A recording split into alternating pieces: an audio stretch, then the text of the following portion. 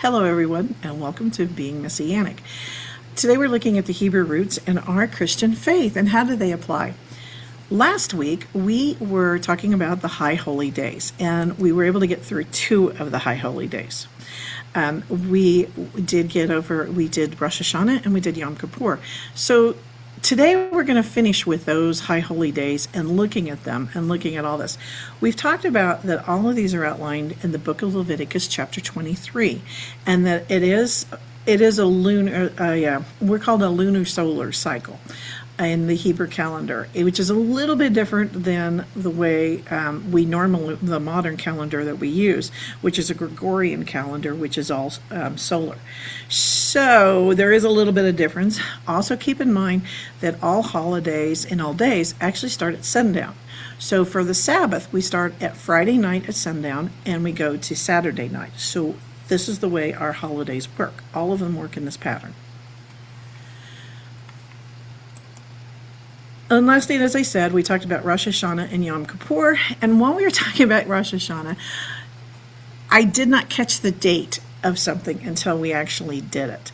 And that was, I did not catch the date of this year, how this is going to fall. So it occurred to me this is very important. So I am going to be touching on that as well today, even though that was from Rosh Hashanah. So Rosh Hashanah is when we hear the alarm clock. It's the shofar telling us to repent and come to the Lord and to draw our attention to the Lord. And now we go from these very quiet, where we're fasting and we're praying that we get our name in the book of life. Now we're going to celebrations. And there's a big difference between the fall holidays. It is broken up. And that's what we're looking at. But again, we're going to take a step back and look at Rosh Hashanah just briefly. So remember, we have the Sukkot, and then we have in the fall, this is how we're going to be looking at the days. And we talked about Simchat Torah and Shemini Atzeret. They're on the same day. You can see they actually fall when Sukkot ends. And there is a seventh day on there as well that's a holiday that we celebrate. So it's a kind of a jam-packed season. It's a really fun season normally. So again, we're going to be covering Sukkot. We talk about the sukkahs that we build, and we're going to be talking about Simchat Torah is the really special one, and Lador Vador. I've talked about that before, and Lador Vador simply means from generation to generation. It's passing this down, and the Torah tells us that we must pass down these things from generation to generation, and that's where Lador Vador comes into play. There's also some water that is very important during this season. Okay, before we get into Sukkot, though, I do want to touch back. As I said, I wanted to touch back onto Rosh Hashanah. As I mentioned, Rosh Hashanah is where we have the trumpets. It's also called the Feast of Trumpets, and for very, very good reason. Shofars, when they're blown, if you listen to last week, you'll hear how they're blown, the order they're blown in. But it's a very important thing. Here in America, which is where I am, we are celebrating our 250th anniversary of America. On top of it, we are celebrating, or honoring, is a better way to say it, the 25th anniversary of 9/11. 9/11, many people consider a wake-up call to America. America changed a lot after 9/11. And what's interesting is, as I was reading it last week, I noticed 9/11 fits into Rosh Hashanah and how it works. So Friday, September 11th this year, it's the very last day of the month of Elul, and it's the final day of the 30-day preparation period, which we go into the High Holy Days and go into these things. What's interesting is that on September 11th at sunset, Rosh Hashanah begins. They said it always starts at sunset, and it does this year. As the sun sets on Friday, the official days of awe, which we've talked about for going from Rosh Hashanah to Yom Kippur, is marked by candle lighting, festive meals, and opening synagogue services. And then on Saturday, this is Saturday and Sunday, so Saturday to Sunday night is the Rosh Hashanah observance. And then Monday, we talked about the Feast of Gail, which is deferred this year, which is unusual. And then Monday is when we start the Days of Atonement. Monday the 20th, or Sunday the 20th to Monday the 21st is Yom Kippur. What is interesting is that this year, the September 11th in the secular calendar is already a day of remembrance. And so now we also have a day of remembrance. One of the things we're going to be looking at in this, I'm starting a new series that we're going to be doing for the next over about a month and a half, I think. And we're going to be looking at how all of these lay together. So why these happen on these dates. So we will be looking at that. Just kind of a preamble to what we're going to be getting into over the next few weeks as we go through the high holy days and prepare for them. So the first holiday that we're looking at today is Sukkot. So just so you know, this is the etrog, it's the fruit, and these are luav, which is what we wave. And we're going to be talking a little bit about those. So the first thing we know about Sukkot is that it tells us in Leviticus 23, verses 34, 39 through 43, on the 15th day of the 7th month, the Lord's festival of tabernacle begins. Take branches from the luxurious trees and rejoice before the Lord. Live in temporary shelters. So we're told this is what we're supposed to be doing. And then it's repeated in Deuteronomy 16. Celebrate the Feast of Tabernacles for 7 days after you have gathered the produce. Be joyful at your festival, and your joy will be complete. So this is a happy holiday. The last two we did are very somber. And now, because we're calling for repentance and getting our name in the book of life, now we're doing a celebration. And many liken this to the wedding feast. So one of the things that's often spoken for Messianics on the last day of Sukkot is John 7:37-38.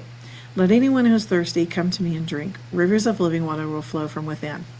Pretty special, huh? And you can see there's also a prophetic connotation from Zechariah 14:16. Survivors from all the nations go up year after year to worship the King and celebrate the Feast of Tabernacles. So again, we have this in the Torah or in the Talmud about telling us about this holiday. So how cool is that? So what do we do? How do we celebrate it? We have, you can see there's the dates, and Sukkot is the holiday. And we do, as I said, it's going to happen on October 2nd this year, and it'll end at nightfall on October 22nd. And it is a 7-day festival that begins 5 days after Yom Kippur. And it is a very joyous celebration. It's one of the funnest ones. This one, and probably for me, Purim, where we celebrate Esther, when it all happened there. These are probably some of the more fun holidays. We do have other ones that are very fun, but this one's a really good one because you get to build these outdoor outdoor huts. And they have to have the ceiling so you can see out. So usually it has like branches or something like that that's laid on top of it. And then there's also the 4 kinds, the luav, where you have the palm, the myrtle, and the willow, and the etrog, which is a citrus fruit. So it's a really fun holiday where the real families get together. You'll have meals out there. A lot of people sleep in them. I have to admit I don't normally, but it's a fun holiday. So the main parts of it are dwelling into the sukkah. You're supposed to actually sleep and eat in it, and this. And as I said, you're waving the 4 species. So when does it happen? So the thing about the Feast of Tabernacles is that it does happen, Sukkot always begins the 15th of Tishrei to align with the full moon. So it's a beautiful night. There's a full moon. It is that's why it also looks really cool, because you have to be able to see so many stars from the Sukkah, and it's a really fun thing. It's also known as the harvest moon because it's closest to the equinox, and so the whole sky is lit up. Farmers typically would use extra hours to gather crops, and families during outdoor celebrations during Sukkot. So you'd see a lot. This year, there is, on September 26th, there is an opening day of another meteorite shower stream. It's formed from Halley's Comet. This is when the fast-moving meteors begin during the week of Sukkot, so you'll see more meteors during this time. So it's really cool if you're sitting in your sukkah to be able to look out and see the meteors. So it's pretty fun. So what else about this holiday? If I can get my mouse to move. Okay. As I said, it is a 7-day. The rest is required on the first few days, and then the immediate days you do have work with restrictions. If you are Orthodox, then if you're Reform, a lot of people don't stop working on and continue to work. But if you are Orthodox, then you would have very limited amount of work that you can do. It's very very specific about what can and can't be done. And it's the final day of Sukkot is marked by the solemn willow ceremony, which is the luau that we talked about and saw the picture of. And then it concludes. So what are these holidays? Right after that, you have the recycle of the annual Torah reading. As I've said before, when we read the Torah, it is a yearly cycle, and Simchat Torah is when it starts. It's a big celebration. It's a very fun celebration about celebrating the ending of the Torah and the coming of the new reading cycle. So there are some different meanings about it. There is the Feast of the Ingathering. So a lot of people liken, as I said before, they liken this to the marriage feast that Jesus talks about, and talk about the end times. So for Jews, this is a historical remembering of God sheltering Israel in the temporary booths during the 40 years of wandering.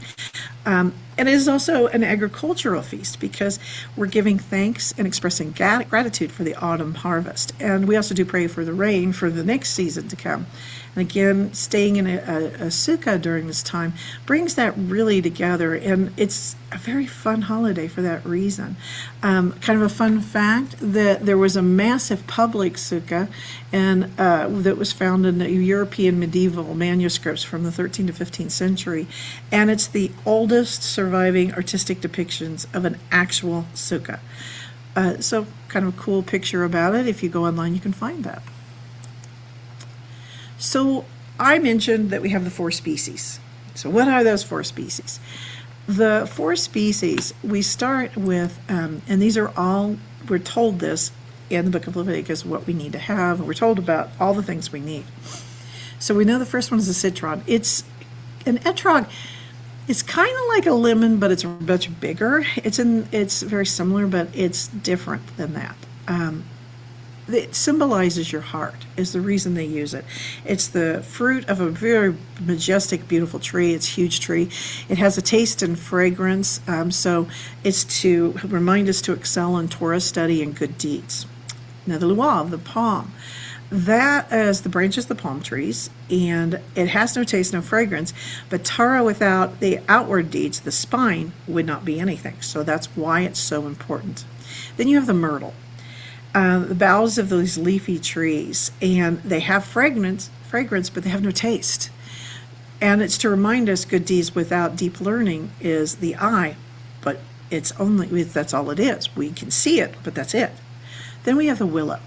And the willow is found by the brooks. It has no taste, no fragrance. It lacks both, yet it is bound together in unity and represents the lips. So this is why we have them.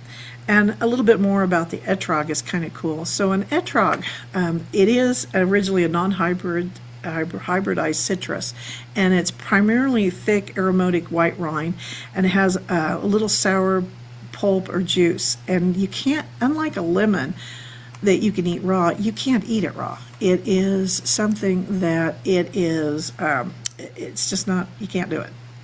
But after Sukkot, it's very common you'll find the candy, you'll find etrog candy. I've even seen people use it in marmalades. I've seen them use it in fruit cake, and I know that they use in Israel a lot for liqueurs. So a liqueur could be made from it. One of the things, if you end up getting one this year and decide to celebrate, you have to be very careful and make sure that it's kosher, because it can be heavily treated. Because it has to look so good, it has to look a certain way. Most of the time, to be unblemished, they use a lot of pesticides, so you have to be very careful about that as well. What's kind of interesting is when I was looking at etrogs, so the Guinness Book of World Records said the largest one reached 10 pounds. So think about a lemon that's a 10-pound lemon. We're talking a cantaloupe or a melon, probably a bigger melon type thing. And a kosher etrog, they totally run in price. You can get them for pretty cheap, or the average price you see online a lot of times around the holidays is $50. But they can sell for thousands of dollars. It's kind of amazing how much they can go for. And the spiritual acronym, the letters of etrog, form an acronym for Psalm 36:11. Let not the food of arrogance approach me, teaching that even the most spiritually gifted etrog Jews have to remain humble. So even though you may have a lot of pride about your learning, you still need to remain humble about it. So what about some key scriptures that we can look at about all of this? So we see the Heaventh Day Judgment, and Hoshana Rabbah is the final finalization of heavenly judgment. It's kind of like a mini Yom Kippur. Not everybody celebrates it in the same way, but it is part of that. And some of the other traditions, like I said, is, this is required of having the booths. That is something that is in the Torah that tells us. It tells us in Leviticus 23, so that's a commandment. Some of the other things can be more of a tradition that we have. We do know that we're supposed to have the etrog and the willow and all of that. We're supposed to have the etrog and luav. But some things become more of a tradition, like the 7 circuits around the bima, which is where we do the Torah reading every Sabbath, and carrying the 4 species. It comes from the Torah, but it's some things that are done are more of a tradition. And then there is the celebration I mentioned in Zechariah, foretelling a future time when all nations of the earth will travel to Jerusalem annually to celebrate the Feast of Tabernacles. So we're going to have a worldwide event at some point for the Feast of Tabernacles. So we do know that. So what about, I mentioned water. Okay, what about the water libation? So there was a daily procession, physical altar rituals, and nighttime rejoicing, and the ultimate celebration. This is during the Second Temple time, so keep that in mind. This was during Jesus' times. And we would have noticed that the marching to the pool, where a high-ranking priest led a joyful procession down the pool of Siloam and had a golden pitcher. It was filled with almost 2 pints of water. We do know that because it's been cited. And then they went through the water gate, back up to the temple to where the shofars and the trumpets would be going. There would be an altar ceremony that would happen at this point, where there would be 2 silver basins, one for wine, one for water. They were at the altar, and they had the pouring, and they would the liquids would be poured at the same time into tubes of the base flowing down. And this is when I mentioned that they call for rain. This is when they called for rain. So the priest would be calling to God for life-giving rain to start the autumn life cycle. There would also be rejoicing. So there'd be these nighttime celebrations. And remember, this is Second Temple time. Probably First Temple, but definitely Second Temple. So these all-night festivals in the women's court, they had these 75-foot candelabras. They would just illuminate all of Jerusalem. So there was torch dancing, and there was orchestras. And we know in the Mishnah, it tells us, he who has not seen the rejoicing at the place of the water drawing has never seen rejoicing in this life. So it must have been a really good celebration is what I'm going to go with. The timing is the last and greatest day, and it was the climax of all of the prayers for rain. So we're ending the prayers for rain, and so you see the water that's being poured. And then we also know about this time Jesus said he is the source of spiritual, eternal living water. And you can see how Jesus was the fulfillment of this. This was a time of celebration, and you can see how this matches up to the scriptures about the wedding celebration and Jesus himself, how these were all just a precursor to him. So, from the Christian aspect of this, you can see how Jesus is, think of him as your sukkah, because he became the flesh and dwelt amongst us in John 1:14. So the Greek word for dwelt also means tabernacle or to pitch a tent. So Jesus is our tabernacle. The living water, as I mentioned, anyone is thirsty, let him come and drink. So we know that that part of the celebration is representing Jesus. The great banquet. So the Sukkot mandate to welcome guests just mirrors perfectly what Jesus is saying in Luke 14, inviting even the marginalized. talking about the Messianic banquet. So it mirrors that perfectly. And then when you look at the sukkahs, these are temporary shelters that you're visiting in just a short time, just like they did in the 40 years in the desert. But this reminds Christians that we're merely sojourners and pilgrims on this earth, which we see in 1 Peter chapter 2:11. And it tells us that we should be putting our focus and our longings towards our eternal home, not what's here on earth. What here on earth is not as important. We've talked in the past about how only God can determine where we go in the end, where you go if you go to heaven or to hell. We should be focusing on the Lord. Good time to be looking. It's a good reminder of that. And it's the ultimate fulfillment in Revelation 21:3-4. Behold, the dwelling place, the tabernacle of God is with man. He dwelt with them. There you know. You have it again where it is the tabernacle. So when I was doing this a bit in the beginning, last year, a lot of these lessons that I'm doing today and last week come from the lessons that I did last year on each of the holidays. And when I did that, I used a different letter. And this particular letter is leaning upon, supporting, to uphold. It's the primary used in laying of hands. And what's really cool about the Simcha is that it is an unbroken circle. So many people think of it as like a wedding band or a shield. It reminds me of a shield because of the top part, but evokes the image of a shepherd protecting. In that day and age, when a shepherd was out in the field with the sheep, to protect them, he would take thorny branches and gather them all together in one circle, and then he would put branches all around so that no wild animals could come and attack them during the night when he would be sleeping. He and the dogs would still be there, but they would be out there protecting in the thorny branch. And many people say this letter reminds them of that.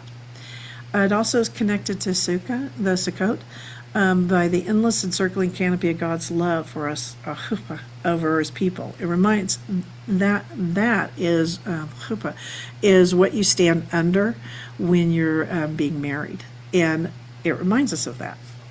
So, all right, now we're going to talk about the other holiday, and this one is a beautiful time where we're having the Torah. So, at the end of Sukkot is when we bring in these two holidays. Most people just talk about Simchat Torah more than they do about Shemini Ezra, and the reason is it just kind of overshadows it. But they're both at the same time. They're both during this period, and so it's important to look at those. And from a Christian perspective, these are appointed times in Hebrew. It's very important. And we look at this because of several different factors we're going to jump into. So we've looked at the waning moon. We talked about that, where this is going to be at the end of it. So this is where the moon's beginning to taper off. We had the full moon. Now we're going to the later in the evening. We're going a little bit further out because we're at the end of the 10 days. And many people from a Christian perspective think of it as the appointed times in Hebrew are viewed not as the historical aspect, but as prophetic dress rehearsals designed by God to outline the redemption of humanity through Jesus. So there is a big aspect to this as you're reading this. And I would say for me also, Simchat Torah is a reminder that we're starting over with the Torah and we're going back through the cycles. So it's very important in that aspect. Okay. We've been talking about all the different holidays. We have the spring versus the fall prophetic feast. There were 4 spring feasts that were fulfilled at Jesus' coming, and now we have the fall feast that actually kind of go, there's 4 of them in the fall. There's 4 in this, well, technically 5 if you break up Simchat Torah. So there's different aspects of this where you see these holidays. And we've been talking about Rosh Hashanah, which is the Feast of Trumpets. We talked about Yom Kippur, and we talked about Sukkot, and how each one of these are important and how they are the fulfilling. So what's interesting is when we look at the spring feast, Passover, which is the unleavened breads, we have the first fruit, we have Pentecost, and these, most people agree, most Christians would agree that these were filled by Jesus' first coming. His death is the Passover lamb, his burial, his resurrection, the first fruits of the dead, and the pouring of the Holy Spirit during Pentecost. So now you're looking at some different aspects. A lot of Christians believe that the Feast of Trumpets, or Rosh Hashanah, is the talking about the rapture or the return of the Messiah. And where they get this is 1 Thessalonians 4:16. For God himself will descend from heaven with a shout and with the trumpet of God. And then in 1 Corinthians 15:52.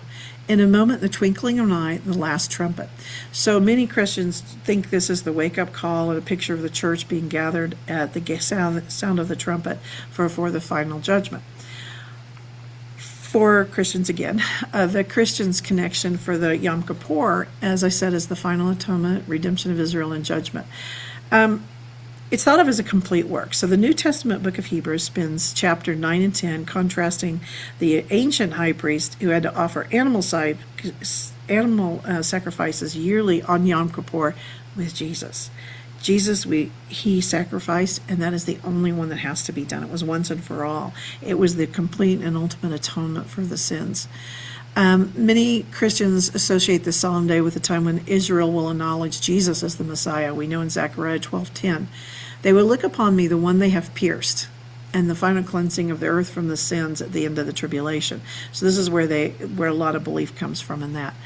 And then with Sukkot, so as I said, it means booths or tabernacles. In the book of John, it says, John 1:14, the Word became flesh and tabernacle dwelt among us. So a lot of people believe that Sukkot presents the kingdom age. When Christ returns physically, this is at the end of all of the tribulation time, and when he physically comes to set up his reign and literally tabernacle among humanity.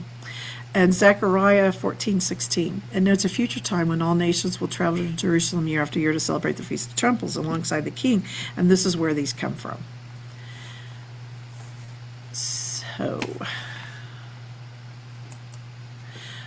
So a lot of this, as you can see, there's a lot of people that they may not formally, Christians a lot of times don't, especially some of the more mainstream ones, don't observe the Mosaic Law, but they do look at the feasts. So they're not celebrating those feasts, but they do look at them. And so that's where the understanding comes from. And Messianic Jews, they believe that they actively do celebrate. So Messianics do celebrate this because they not only they believe in the Messiah, but they also follow Jewish traditions. So as part of their worship, they will build the sukkah, build a sukkah and blow the shofar, and they too keep the times. And they use these times where they'll also a lot of times mix in New Testament scriptures, which of course the Jews do not normally do. So this is how it's celebrated in the Messianic community. So in a rabbinic tradition, let's go back to rabbinics. Let's go back to the more traditional Jewish beliefs. It's interesting because do they believe in the end times? And interestingly enough, on the fall feast, in the month of Tishrei as a whole, they believe, and they call it the end of days, and they call it the Messianic era. So the rabbinic context of the end times, it does differ from Christianity, but the rabbis throughout the Talmud, Mishnah, and Kabbalistic writings view the fall feast as a blueprint for the final redemption of humanity. So first to Rosh Hashanah. So these are all rabbinic teachings. So this is not Christian anymore. We're back onto rabbinic. The Talmud states that on Rosh Hashanah, all inhabitants of the world will pass before God like sheep before a shepherd to be judged for the coming year. Sounds familiar. Rabbinic tradition teaches us that as individual judgment happens annually on Rosh Hashanah, the final universal judgment of all nations and kings will take place during this season at the end of history. There's a mixture keep in mind, there's mixture on the belief in resurrection. So the context of the resurrection, not all believe in that. The rabbinic texts associate the blowing of the shofar, the great ram's horn, on Rosh Hashanah, not only as awakening to the soul repent, but as a sign for the resurrection of the dead and the Messianic age. Interesting. So Yom Kippur. In the rabbinic view, they teach that the Yom Kippur foreshadows the day when evil will be permanently eradicated from the world. No more evil. And according to the Talmud, during the Messianic era, God will bring forth the evil inclinations, impulses, and destroy it. So the adversary will be destroyed in front of the righteous and the wicked. Yom Kippur is viewed as a miniature yearly experience in the Messianic time. It's a day when physical desires, your eating, your drinking, material comforts, they're just set aside. And it mimics the Talmudic description of the world to come, where there is no eating or drinking, and the righteous sit with crowns on their head enjoying the divine radiance. So that is actually in the Talmud as well. So then we have Sukkot. In Sukkot, we have the war of Gog and Magog and all the nations. So of all the fall feasts, it has the strongest, most explicit end-time links in rabbinic literature. The war of Gog and Magog in particular. The tradition teaches us that the apocalyptic war is the final conflict before the arrival of the Messiah, and it will take place during the month of Tishrei. Specifically, it's going to happen during Sukkot. Keep that in mind when we talk about other things that happened on Sukkot. Because of this, synagogues we'll read Ezekiel 38:39 as a prophetic portion of the Sabbath during the week of Sukkot, detailing the defeat of the invading nations and the world's recognition of God. There's also belief in the 70 nations, which the 70 nations comes from. There were 70 bulls sacrificed across the 7 days of Sukkot.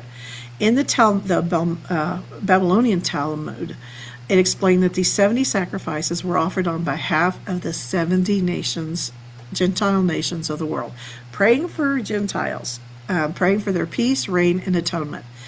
Then in Zechariah 14:16, they note that at the end of days, after the war of Gog and Magog, all remaining nations of the earth will make an annual pilgrimage to Jerusalem to celebrate Sukkot. And the Sukkot of the Leviathan. So in Midrash and Kabbalistic traditions, they have this famous symbolic teaching.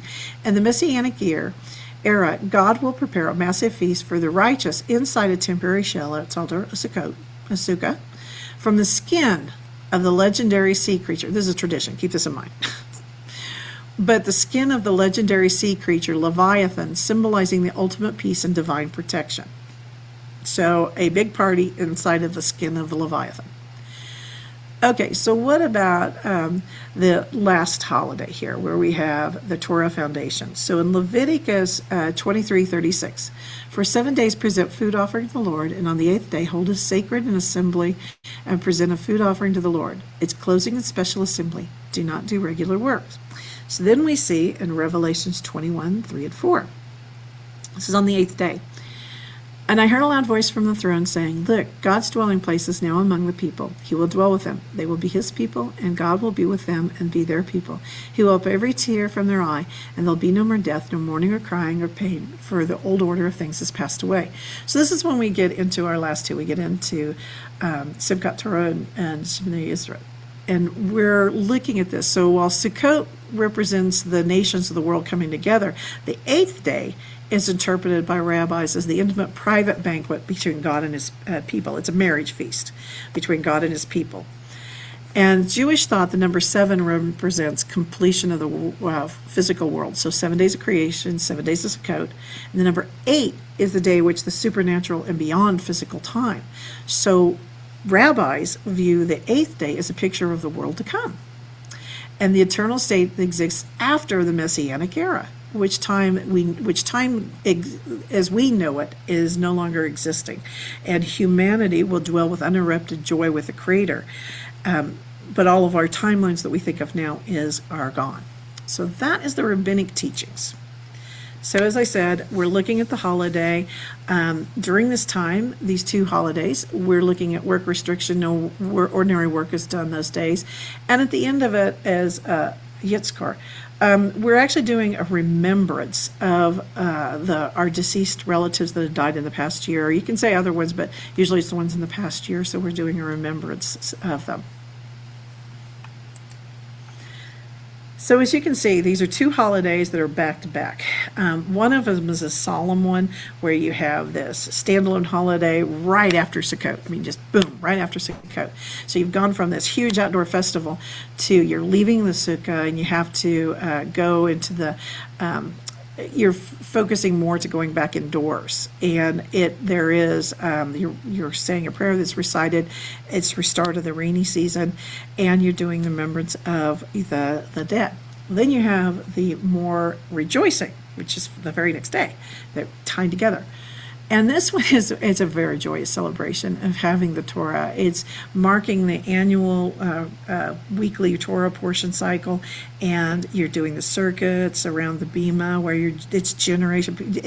It's fun because people are dancing and laughing, and they're carrying the Torahs as they walk around the whole congregation. It's a lot of fun, but it's to remind us about the cycle of reading.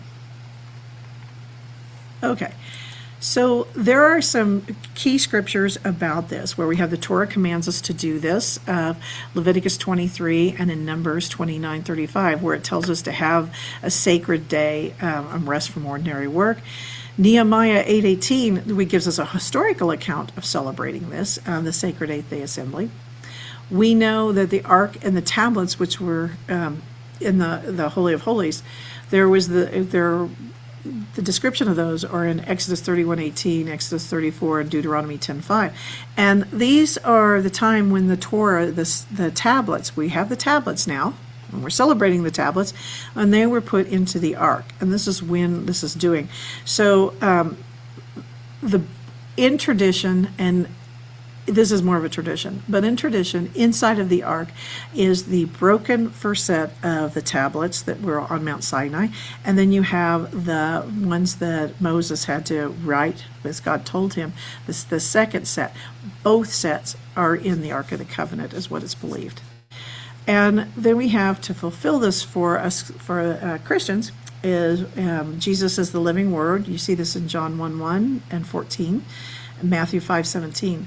And then we have we know that Jesus is the Word. We know this from 2 Timothy 3:16 and 17. And then in Matthew 28:20 and Revelation 21:3, this is where you have that transition. We see that we're no longer in this temporary shelter anymore. We're no longer in a sukkah. We are now dwelling eternal presence with Christ. So it's this whole transition period. That's what this whole season is about, is a transition. You're going from the sad of repentance, and then you're going to the joy, and then you're going into the final stages of where we are with Christ always. So I mentioned Lador Vador. Lador Vador is, as I said, it simply means from generation to generation. It's an unbroken chain. So there should be a transmission of faith. Jews are taught that they are supposed to teach their children and their children's children. It's from generation to generation. It's supposed to be going from on and on. And Psalm 135:13 really highlights it, about how it's supposed to be going from generation to generation. And that's why you have the celebrations where you're going around, bring the children up to go up to the bima. During the celebration of Simchat Torah, the children go up to the bima, get to see it, get to be near it, but it's teaching them the importance of reading the Torah and how this should be done all the time, and how all of the traditions of learning should be held up. Many people connect this to the Great Commission, where we're teaching for generation to generation. We're teaching this in Matthew 28, verses 19 to 20, to pass the faith to all. And it passes the torch, just as we're going around with Lador Vador, it's passing the torch. And Paul talks about that in 2 Timothy 2:2, to entrust the truth to reliable people who will teach others. So it's the tradition of passing it on. So there are we've talked a lot of times about the foods and different things of celebration, and during Simchat Torah, a lot of times they'll have a stuffed cabbage roll, which is actually really good, and the cabbage leaves mirror the physical shape of the Torah. It looks like the Torah when you have them. You can also have rolled pastries. There can also be other things, and there a lot of time they'll have honey, and they'll have this I don't know how to describe this stew, other than a lot of times Ashkenazi Jews will bring to the celebrations this really thick stew. It's got carrots, but it's got honey in it, which is a little different, and it'll also have dried fruits in it. It's good. It's very good, but it incorporates your honey and the sweet elements to represent the collective hope for a sweet and fertile year ahead. One of the other traditions, a lot of times in the old days, they went to teach children how to read their letters and how to do the teachings. They would place on the tablets, they would place a drop of honey and have the children lick the honey off of there, so that they, when they associated the teachings, they would associate it with a sweet taste. And like I said, that's a tradition. Another letter that we talked about for this holiday was Ayin, and it literally means eye, fountain, spring, salvation. So it has almost no sound of its own. It's this represents a silent internal contemplation, and it is the number. We talk about all of them have numbers, meanings. Every letter has a meaning of a number meaning to it. This one's 70, which is the temple sacrifices and then the blessings of the 70 nations. So this is why I had taught this last year, was a really good one for this. So you can see how it connects to it, the reading of the scroll. Okay. And then, like I said, just looking at the different parts of these Torahs and these three concepts of what we talked about today. All right, the end of times. We're going to talk again about the end of times, because this is kind of one of the things about this, is how the summary of the rabbinic. And it's very interesting how each one of these comes about, because Rosh Hashanah is the universal judgment. Yom Kippur is getting rid of all of the evil and the purification of the world. Sukkot, remember I talked about the war of Gog and Magog, and it's the universal peace. And then we have the 8th day of the eternal world to come. And so a lot of these, I wanted to make sure that I told you that where these came from. It does come, the universal source of judgment was Rosh Hashanah, or Rosh Hashanah is in the Talmud. We also see the Talmud talking about the Sukkah and the bowls of Sukkot. Then you can see the Gog and Magog. We see this in Ezekiel 38 and 39.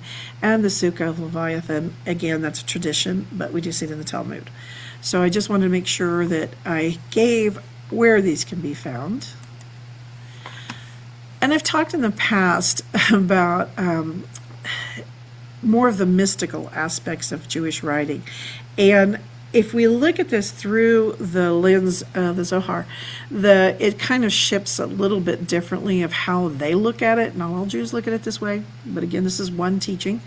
They aren't looking at the legal or physical end times. They're looking, this is a dynamic shift in the divine energies. So they're looking at the energies of the spirit realm.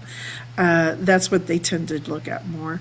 And they're looking at the divine understanding. And remember, a lot of the things in this also, things are represented in a feminine sense. So sometimes it will be referred to as mother.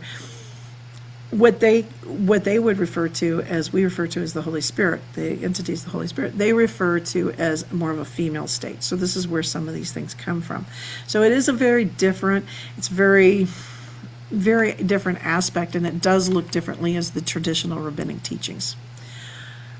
All right, so I did want to touch about when we get into more recent times. Most everyone is familiar with what happened 3 years ago. So 3 years ago, on October 7th, 2023, this totally shaped modern history.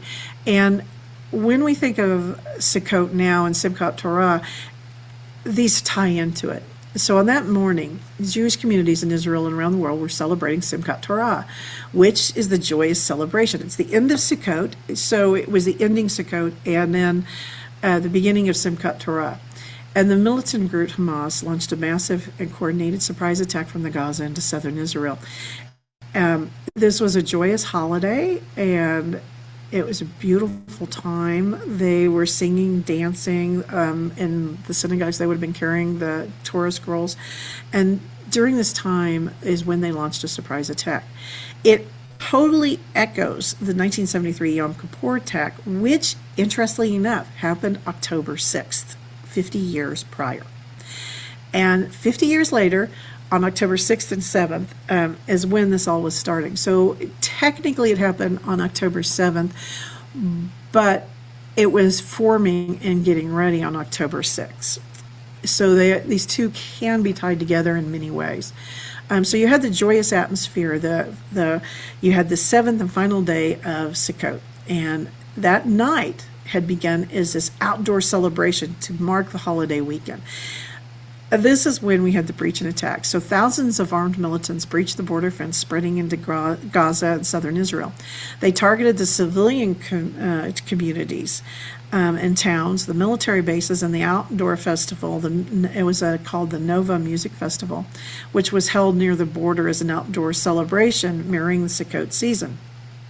Over 1,200 people were killed, mostly civilians, including children, entire families, and elderly individuals, marking it as the deadliest day for Jewish people since the Holocaust. More than 240 people were taken hostage into Gaza.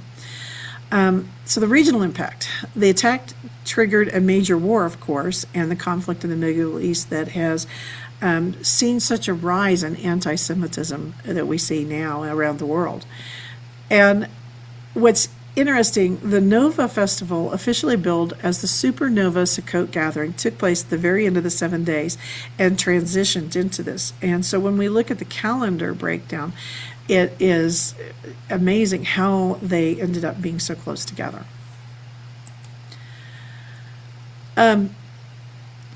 So as we look at those festivals, it mainly happened, as I said, on Simchat Torah, the 8th day, but there is a lot of parallels between what happened in this time. This was a holiday. It was pure joy. This is a fun holiday. It was left people very vulnerable to attack, and it became a tragedy. And there was a lot of strength though that came out. There's a lot of strength that came out.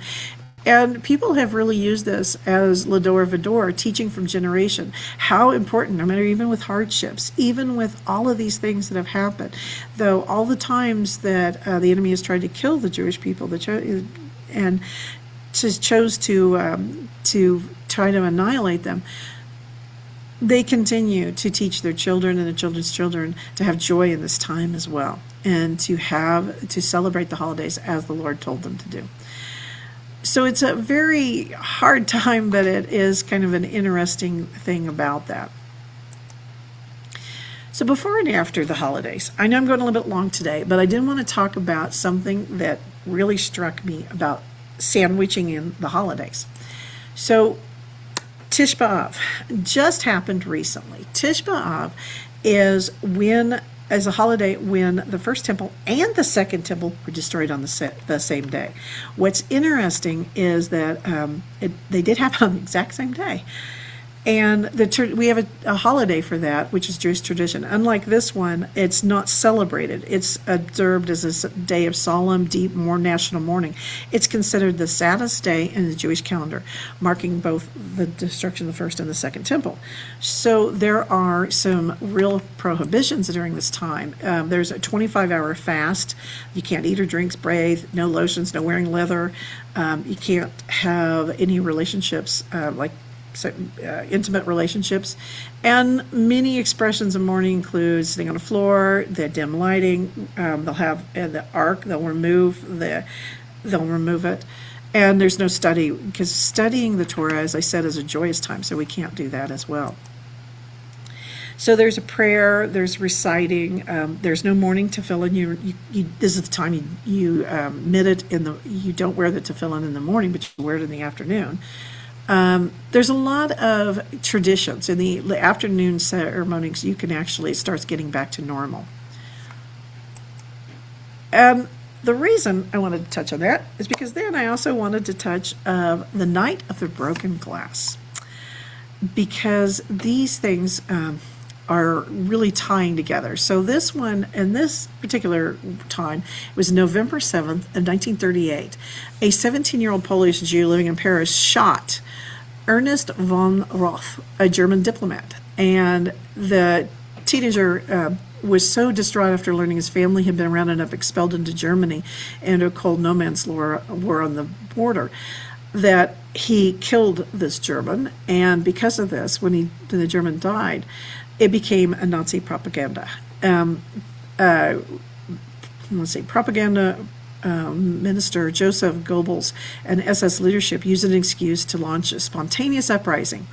And actually, it was meticulously coordinated assault by the SS troopers, stormtroopers, Hitler Youth and the secret police. And what they did was, it was known as the Night of the Broken Glass, November 9th through 10th on 1938.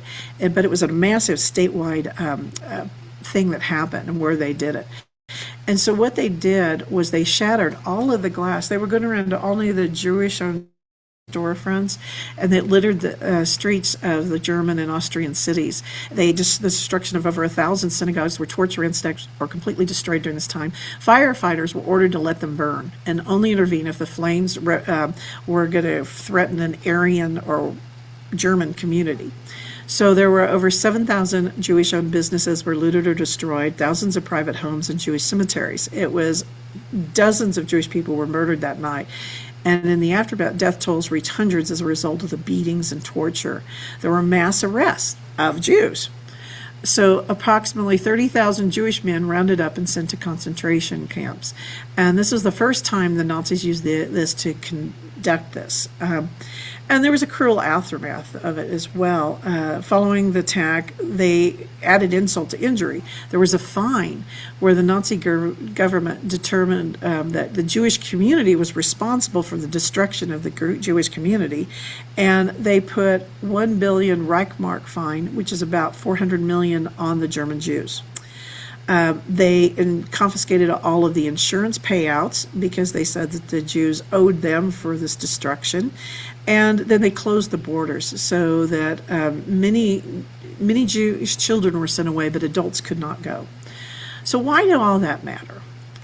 And all of this goes during this time where all of these things matter, because you have kind of a bookend of very sad times of when we're looking at the holidays. And it just really struck me as I was looking at this. I'm sorry, I kind of missed some of my slides here. But again, the conversation and all of that. So why are these parallel?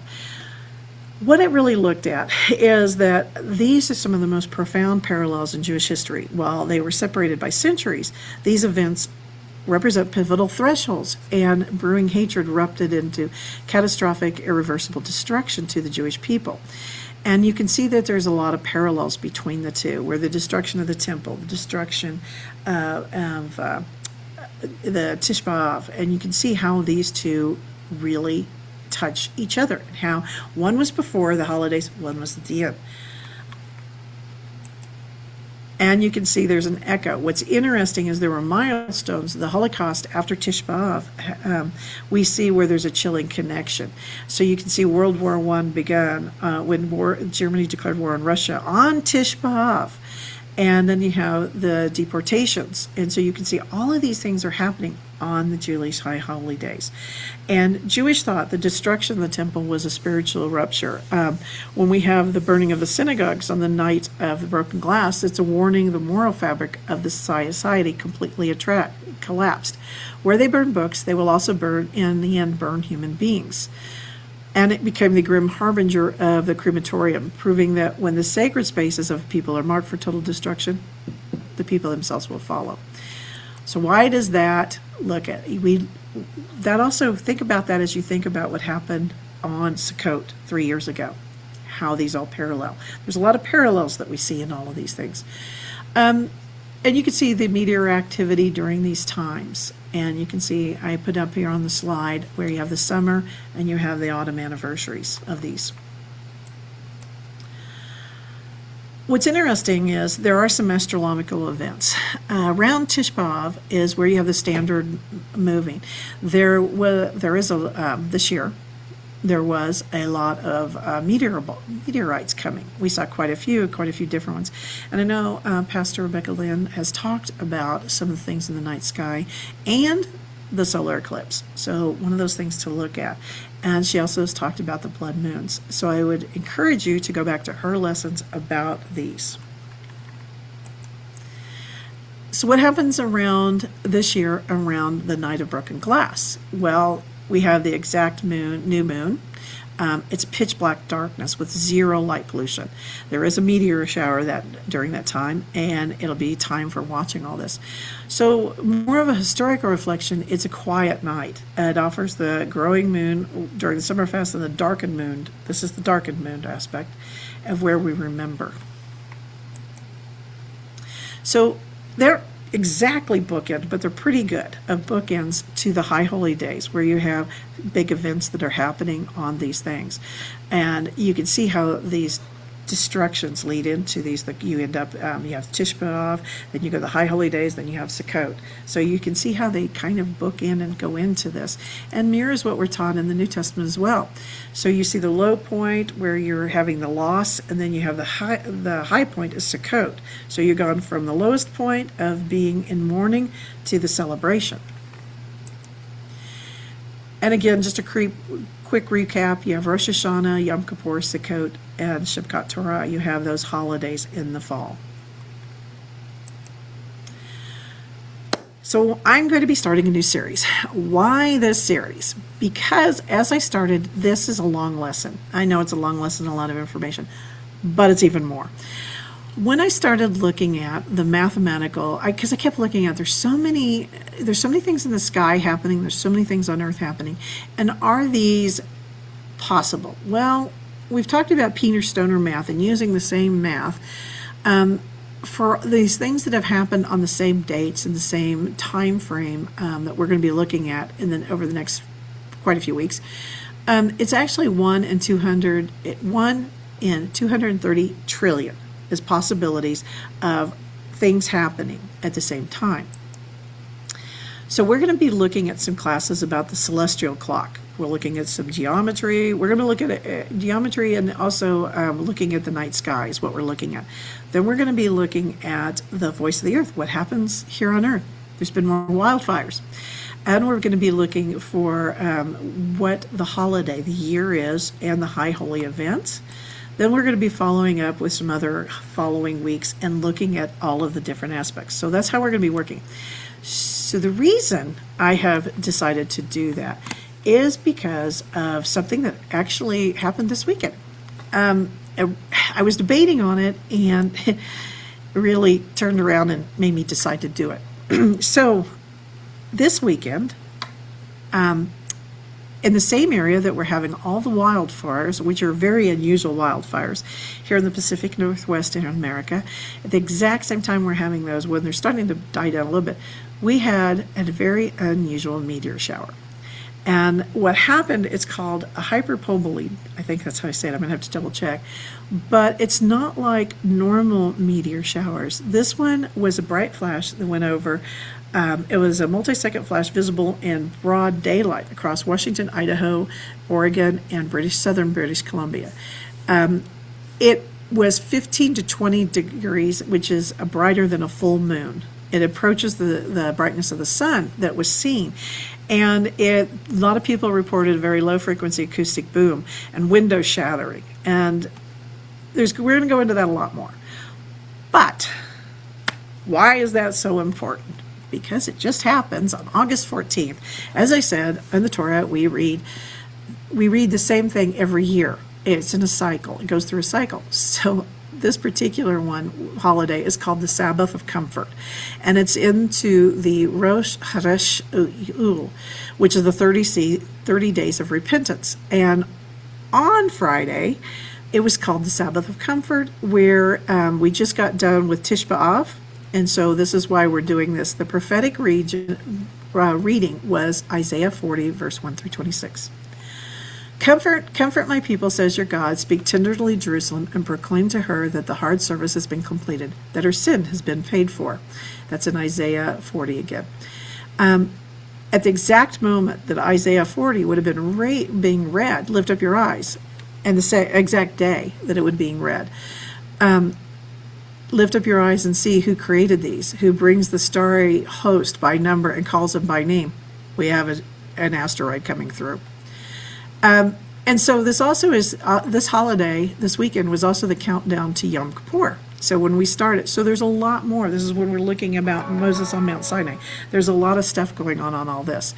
So there's a huge connection, and I'm going to be talking more about that over the next few weeks, but this is why we're going to be talking about it, because there's a huge connection between the two.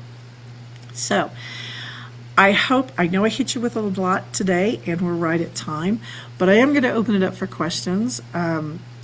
And as I said, we're going to be going through some different classes talking about all of these things. Anyone have any questions for me or comments? I know I usually don't go this long.